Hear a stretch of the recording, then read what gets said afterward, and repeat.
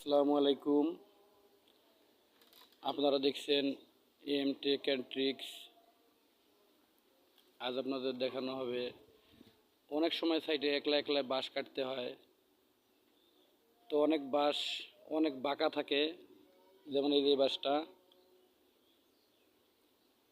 সে কারণে বাঁশ একলা একলা কাটা যায় না, একজনের ধরতে হয় আরেকজন কাটতে হয়। তো যদি কোনো সময় একলা একলা বাঁশ কাটা লাগে, এরকম একটা যন্ত্র বানায় নেবেন। অনেকে এটারে 3 পায়া বলে। দুটো কাঠ ক্রস করে মারার পর অপোজিট পার্শ্বে আরেকটা কাঠ এভাবে ঠিক মারবেন এবং বাঁশ একটা উঠার পরে